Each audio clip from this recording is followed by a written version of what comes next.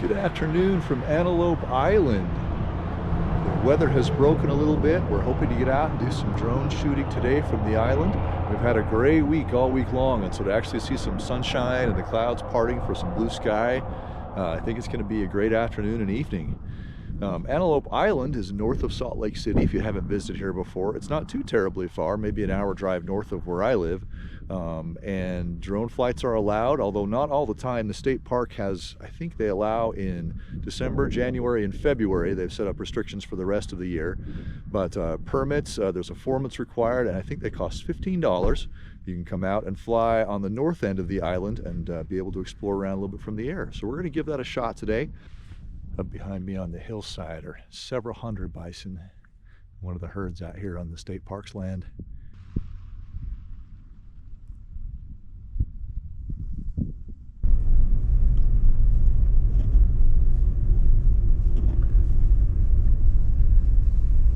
What did one buffalo say to his child? What did he say? Bye, son. Here's a look at the herd of bison.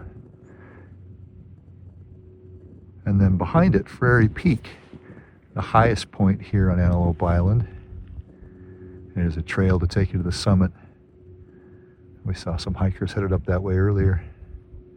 I bet the view is amazing today.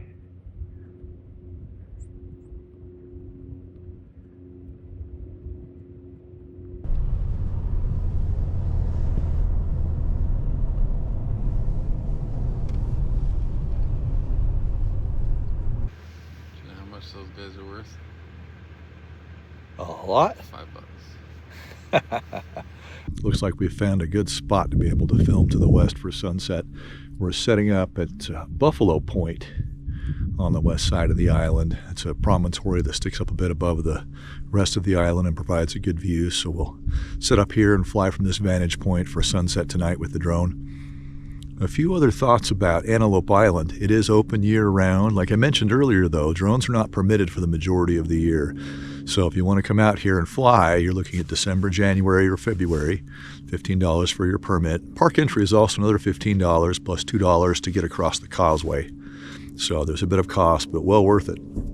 I think already we've seen bison, we've seen some deer, saw a coyote in a field. It was too fast to get the camera out for that one. But beautiful spot. Highly recommended.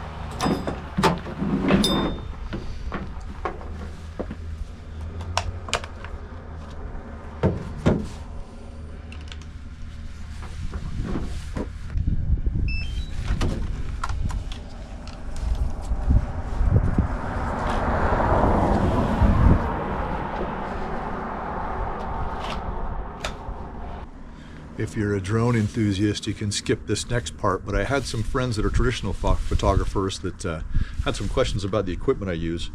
When I'm out using the drone for photography, I use a DJI Mavic 3. I've flown it for a little over 3 years, not 4 yet, but I like it quite a bit. It's not the Pro version, so I only have 2 cameras with different focal lengths. The large one's a 4/3 format with a wide angle lens, I think about 28 millimeter.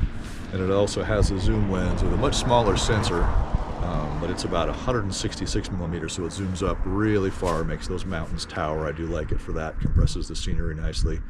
And it's all gimbal stabilized so that as the aircraft is moving around, it stays nice and stable, keeping the camera's movement smooth and still. So I like that quite a bit. I get about 25, 30 minutes in the air.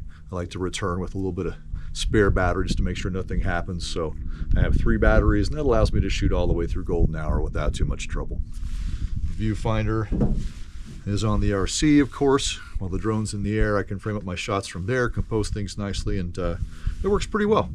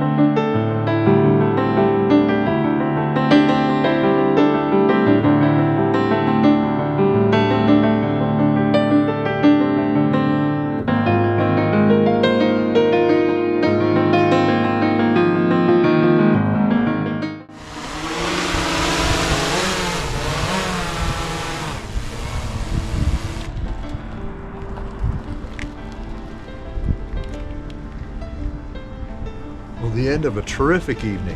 I highly recommend Antelope Island if you're able to come out here and fly during the months they permit. The sunset has been gorgeous. It's still beautiful over there. The light's amazing. We've had a great time. A little busy on a Saturday, but it doesn't matter. There's plenty of space for everyone. And thanks so much for watching. I hope you've enjoyed the view.